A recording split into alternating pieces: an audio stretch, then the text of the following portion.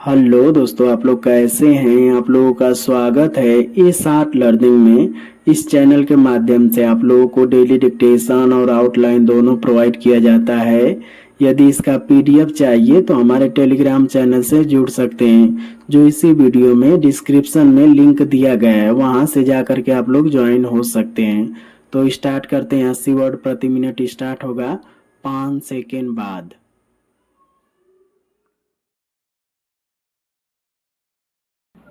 Start.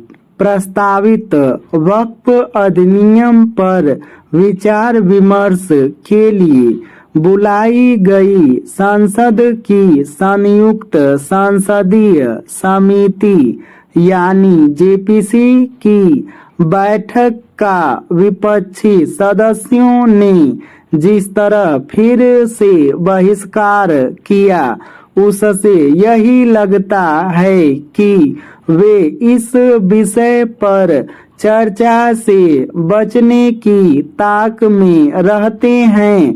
इस बार विपक्षी सदस्यों ने जेपीसी बैठक का बहिष्कार इसलिए किया क्योंकि उन्हें दिल्ली वक्फ बोर्ड की प्रस्तुति रास नहीं आई।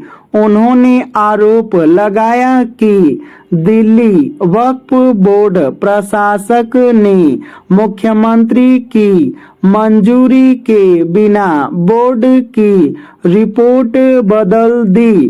पता नहीं सच क्या है, लेकिन वे जिस तरह कुछ समय बाद बैठक में आए, उससे यही पता चलता है कि उनकी आपत्ति निराधार थी और उनका मकसद हंगामा खड़ा करना था। विपक्षी सदस्य इसके पहले भी जेपीसी बैठक का बहिष्कार कर चुके हैं। इसके अतिरिक्त यह भी किसी से छिपा नहीं कि करीब एक सप्ताह पहले जेपीसी बैठक में तृणमूल कांग्रेस के सांसद कल्याण बनर्जी इतना भड़क गए थे कि उन्होंने कांच की बोतल तोड़कर उसे जेपीसी अध्यक्ष की ओर फेंक दिया था। इस कोशिश में वह खुद को चोटिल कर बैठे थे। उनकी इस हरकत के लिए उन्हें एक दिन के लिए निलंबित भी किया गया था। मौजूदा वक्फ अधिनियम बेहद विवादित है। वह केवल वक्फ बोर्डों को मनमाने अधिकार ही नहीं देता, बल्कि न्याय के बुनियादी सिद्धांतों का उल्लंघन भी करता है।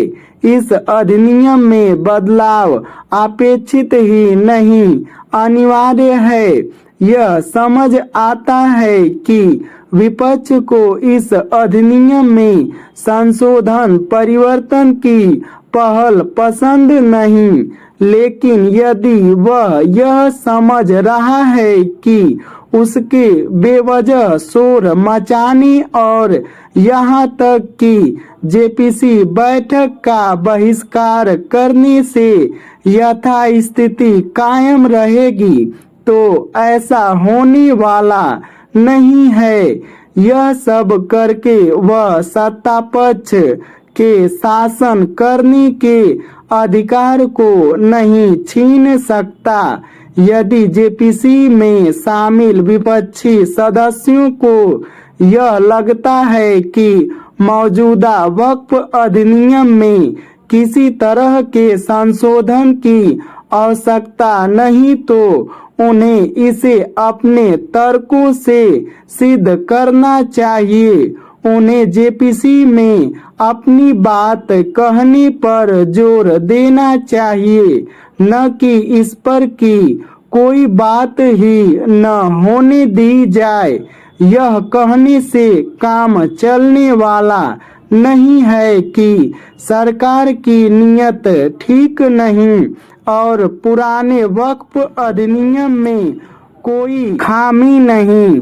यदि उन्हें वक्फ अधिनियम में कोई कमी नहीं दिखती तो क्या वे इसकी पैरवी करेंगे कि कोई सनातन भू अधिनियम भी बना दिया जाए और उसके बोर्डों को भी वक्फ बोर्डों जैसे अधिकार दे दिए जाएं, जिससे वह जिस भूमि को चाहे अपनी बता दे और पीड़ित की कहीं कोई सुनवाई न हो सके।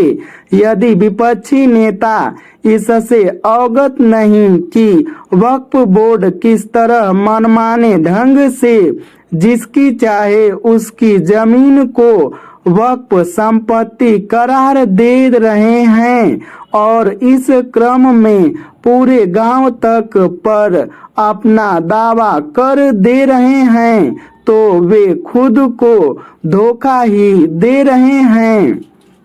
यदि आप लोगों को 90 वर्ड प्रति मिनट स्पीड चाहिए तो इसी वीडियो में लिंक दिया गया है, वहां से जा करके आप लोग देख सकते हैं और अपनी स्पीड को बढ़ा सकते हैं।